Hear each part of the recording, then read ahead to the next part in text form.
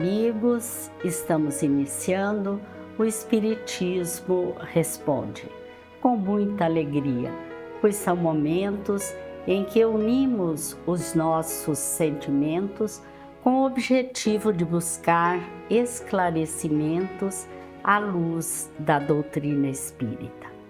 Hoje vamos falar sobre Evangelho e bênçãos, buscando entender a importância de Jesus em nossa vida. E quem vai nos ajudar nas reflexões é Luziane Bahia, que reside em Salvador, é evangelizadora e colaboradora da Mansão do Caminho e da Federação Espírita Brasileira.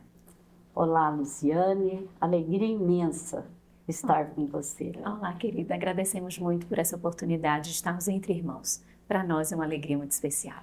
Que bom, Luziane. Inicialmente, nós queremos que você nos fale sobre Jesus à luz do Espiritismo. Jesus, quando a gente busca debruçar-se sobre ele, nós percebemos a grandiosidade do Mestre. Ele tem uma frase que afirma que antes de nós sermos, ele já era. Espírito puro, que com a responsabilidade de co-criar este planeta, trouxe todo o cuidado, toda a percepção de proteção, de criação, de arquitetura para esse ambiente no qual nós vivemos. Então nós temos uma vinculação muito especial com Jesus. No prefácio do livro A Caminho da Luz, Emmanuel, sua psicografia de Francisco Cândido Xavier, diz que tudo se inicia, em termos de planeta Terra, tudo se inicia em Jesus e vai se debruçar nos seus braços. Então, ter essa ideia dessa trajetória nos traz muita consolação. E a doutrina dos Espíritos coloca Jesus presidindo todo o contexto de esclarecimento e de verdade do nosso planeta. Nós sabemos das 3 revelações: Moisés, o próprio Jesus e a doutrina dos Espíritos. Mas quando olhamos de fora, pensamos, são esses fatores sectários, divididos, mas todos eles estão sob o amparo do Espírito de verdade, o amparo de Jesus.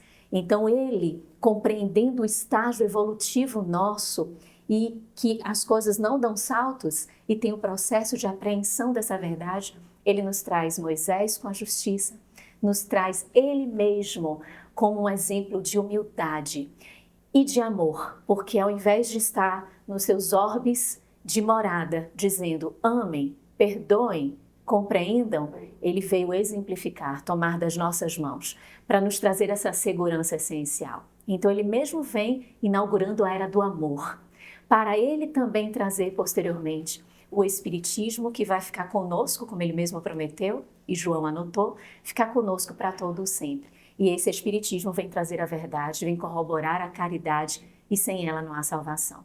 Então Jesus, à luz do Espiritismo, é esse mestre, é esse Salvador, sim, mas nas propostas que ele nos traz para a nossa própria libertação, nesse feixe de amorosidade, nesse quebra-cabeça que vai se montando nessas 3 peças das 3 revelações, por muito respeitar o nosso processo evolutivo e o nosso progresso. Luziane, para a abordagem que nós queremos fazer hoje, é importante que você nos diga qual é o significado da dor em nossa vida. A dor traz um processo em nós de despertamento daquilo que precisamos perceber. Às vezes caminhamos e os fatores que vão nos conduzindo na existência, a depender de como nós observemos, pode nos conduzir a distrações. E o mundo, com os seus cantos, vão nos trazendo essas ilusões, a ideia do materialismo, que vai fazendo com que observemos as coisas na sua aparência e na sua superficialidade. Quando identificamos a história da humanidade, é uma história em que temos de trazer para o contexto da observação muita lógica, mas dentro de uma fé raciocinada para essa lógica. Identificamos esse caminhar da humanidade ainda observando os fatores sobre o prisma material, sobre o prisma do hedonismo, do viver o aqui e agora, como se o único fator fosse essa existência. Quando olhamos a dor sob esse viés material, o materialismo nos propõe que fujamos da dor que abandonemos a cruz, a ideia do testemunho, e nos conduz a uma perdição, e nos conduz à ausência daquilo que a gente precisa fazer. Quando nós vamos identificando a dor como uma amiga, como uma mestra, como Leon Denis nos ensina como potência da alma, ele nos ensina que nós identifiquemos que ela vai ser promotora da alavanca. O mundo de provas e expiações dialoga com a dor. Expiações são aquelas dores que nós temos de harmonizar, de lidar com o contexto do passado. As provas são aquelas dores que nós vamos enfrentar para nos projetar para o futuro. Então, se olhamos a dor com essa sabedoria de uma parceira, de uma irmã e não como uma adversária, nós só temos a vencer, porque vamos burilando em nós esse processo de necessidade de vencermos essas amarras. Há uma frase muito comum que a gente fala no Espiritismo. Ou a gente vem pelo amor, ou a gente vem pela dor. Mas é tudo amor, Ivone.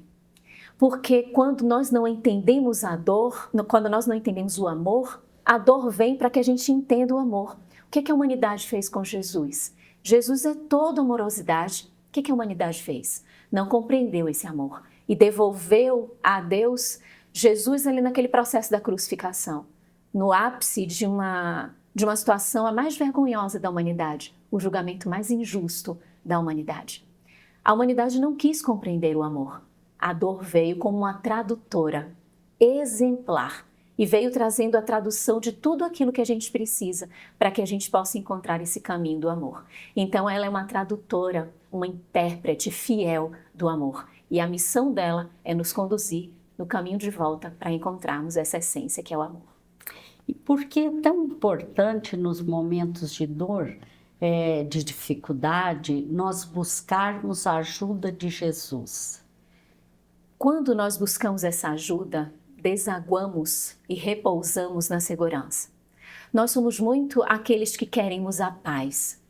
Mas a paz não é a paz do lago, com as águas na superfície, limpas ou serenas, e na profundidade o grande rebuliço ou a grande dificuldade que ali se encontra. É a paz como um todo.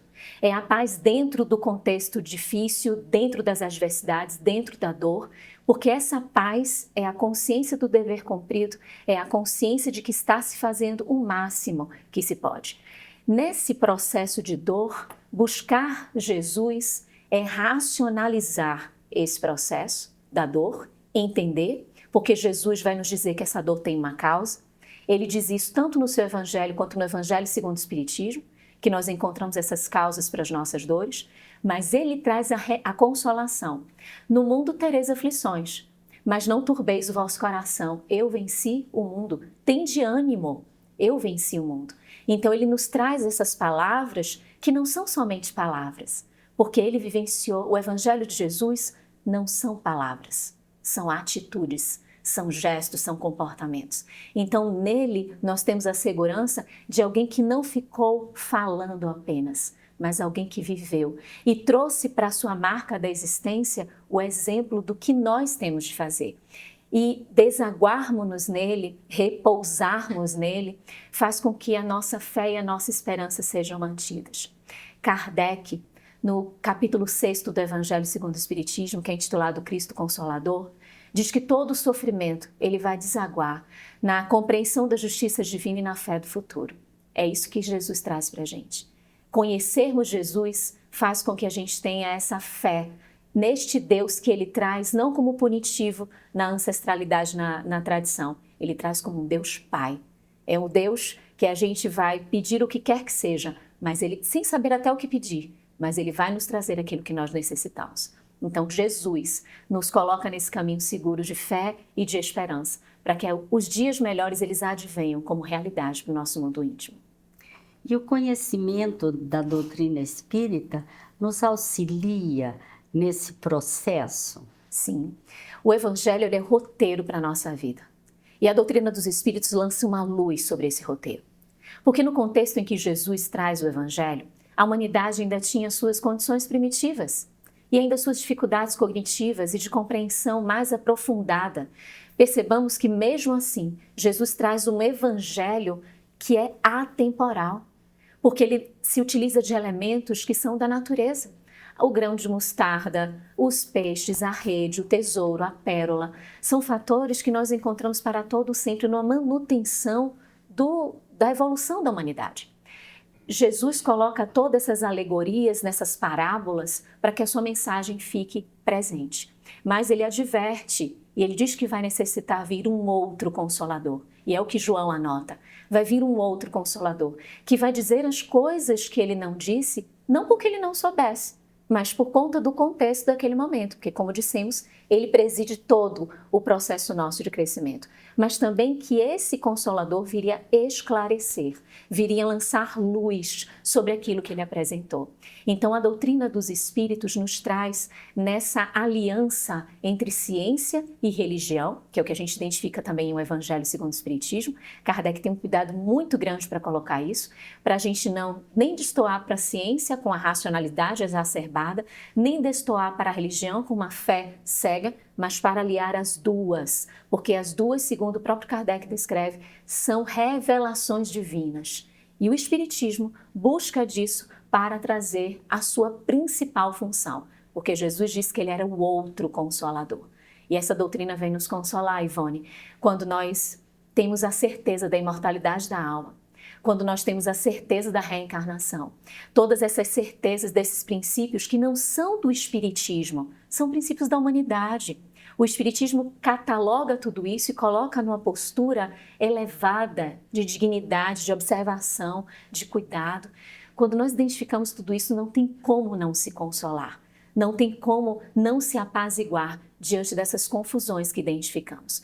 Então, a doutrina dos Espíritos, nessa luz sobre o Evangelho de Jesus, nos traz a oportunidade de lermos uma mensagem do Mestre, fazermos uma interpretação, revisitarmos, aprofundarmos um pouco mais. Conceitos como perispírito faz toda a diferença para que a gente entenda as curas, para que a gente entenda o magnetismo de Jesus e a forma como essas curas, os milagres, tudo isso poderia acontecer.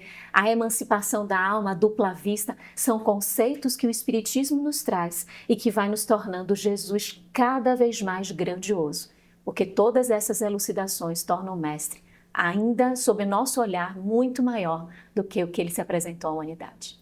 E aprendendo isso com o Espiritismo, a gente se dá conta das nossas potencialidades, né? Daquilo que nós também podemos fazer. E Jesus disse isso: vós sois o sal da terra, que brilha a tua luz. Ele nos provocava, Ivone, para que a gente conseguisse descobrir nesse escaninho interior o tesouro que pulsa, esse tesouro que está esperando a oportunidade para brilhar. Então, essa mensagem dele de trazer do Espiritismo, iluminar a mensagem do Cristo, fica cada vez mais evidente que a nossa felicidade, a nossa alegria, o nosso bem-estar está sob as nossas rédeas. Basta que a gente tenha vontade. E essa vontade vai trazer tudo mais como acréscimo, que são os empenhos, a persistência, a perseverança, para que a gente consiga lidar com tudo que esse contexto nos traz. O Evangelho de Jesus oferece o consolo, não é verdade? Mas ele também nos alerta sobre os nossos deveres, não é, Luziane? Sim, porque como um bom mestre que Jesus é, no seu Evangelho ele aponta onde nós vamos buscar a tranquilidade para lidar com as nossas dores. Então é o medicamento que vai fazer com que a gente lide com o que já está instaurado. Mas ele também traz as prevenções. E nessas prevenções são os conteúdos terapêuticos que nós temos de fazer antes, para que nós não enveredemos nesses contextos que são mais danosos. Então o Evangelho nos mostra que tudo vai ser um processo dentro da nossa escolha, dentro da nossa decisão. E que ali vão advir as consequências. Diante daquilo do passado, eu tenho que ter responsabilidade. Não fui eu que desestruturei o contexto do passado? Então, eu tenho de harmonizar minha consciência, mas, ao mesmo tempo, fazer com que minha consciência esteja focada naquilo que eu preciso fazer. O Evangelho e nem Jesus, eles não estão trazendo que nós não vamos nos equivocar. Nós estamos num estágio de vibração evolutiva onde ainda nos permitimos algumas licenças. E são nesses momentos licenciosos que nos equivocamos. Mas o Evangelho mostra que caiu, levanta-se. Nada de permanecer naquela queda. E só cai quem está caminhando. Quem está parado vai cair por quê? Só cai quem está caminhando. Então, o próprio Evangelho nos dá a alavanca para nos soerguermos, mas também para observarmos mecanismos para não cairmos nas armadilhas, porque somente lobos caem em armadilhas para lobos. E identificarmos que cegos não podem conduzir cegos, porque senão todos iremos cair. E vai nos mostrando essas alternativas, mas trazendo a esperança de que com Jesus o jugo e o fardo são leves e suaves. Porque é essa compreensão que abre a percepção para a gente buscar esse progresso que é moral. O Livro dos Espíritos traz isso. O progresso intelectual inaugura-nos, permite a oportunidade de raciocinarmos, de refletirmos e de querermos o melhor. E o progresso moral vem na sequência, aurindo a partir dessa vontade que está bem direcionada, bem decidida. Interessante que Jesus dizia, né? Levanta e anda. Perfeito. Vá e não peques mais, né? Exatamente. São orientações importantes. Mas muitos de nós que nos dizemos cristãos ainda não seguimos Jesus, né? O que é que nos impede de uma forma assim mais forte, de ouvir, de seguir Jesus? Os Espíritos respondem acerca dessa nossa desmotivação.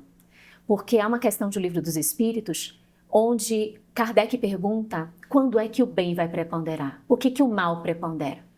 E aí os Espíritos respondem, porque o bem é tímido. Mas quando tiver vontade, ou seja, quando quiser, quando apresentar o querer, isso vai se modificar. E o mal vai perder essa presença, essa proeminência. Porque o mal não está lá fora, o mal está dentro de nós. Então é um embate dentro de nós do joio, do trigo, é um embate íntimo, mas nos falta a vontade. Quando nós enveredamos nesse processo de modificação, de transformação, nós começamos a perceber que temos mecanismos para vencer as nossas adversidades e que se trata de escolha. Agora, uma coisa é decidir, eu quero fazer o bem, outra coisa é permanecer. E essa permanência, essa fidelidade a Jesus, é uma fidelidade que nós temos de ter para conosco. Eu estou traçando aqui o caminho para a própria felicidade. Por que eu estou modificando? Por que eu estou saindo da rota?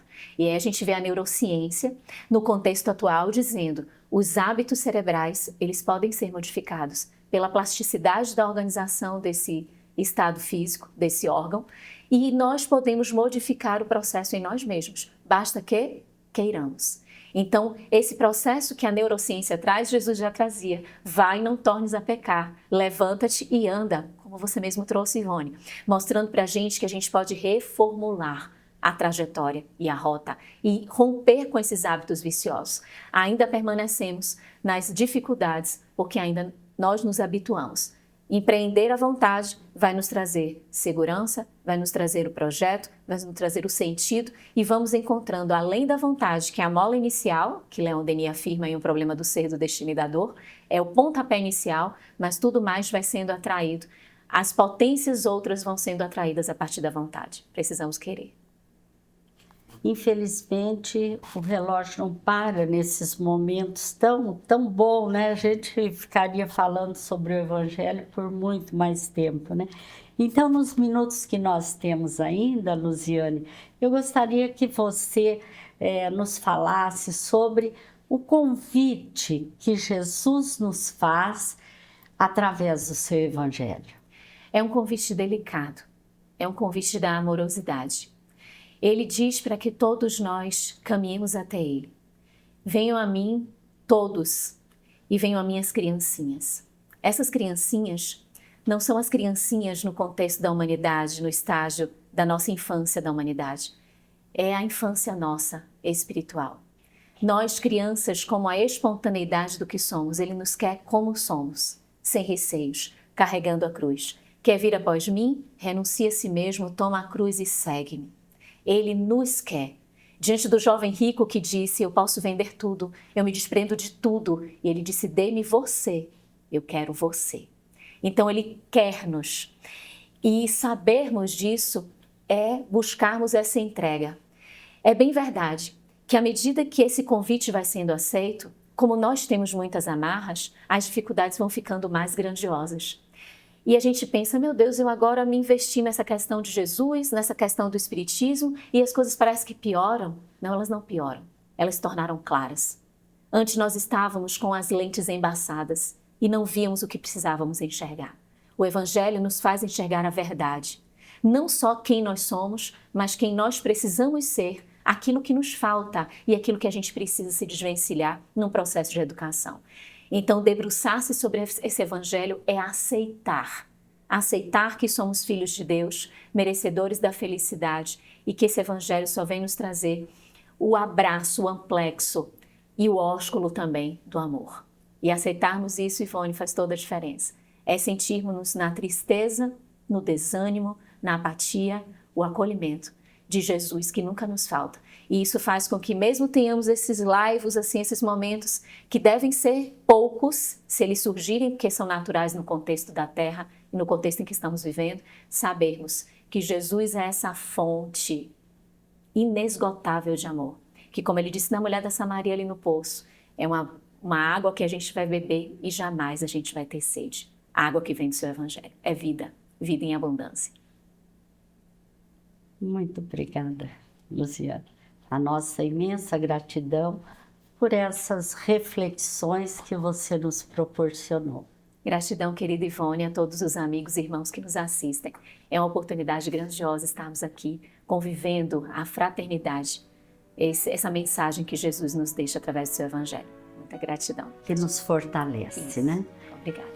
Nós agradecemos a todos vocês pela companhia. Esperamos estar juntos no próximo episódio e desejamos a todos muita paz.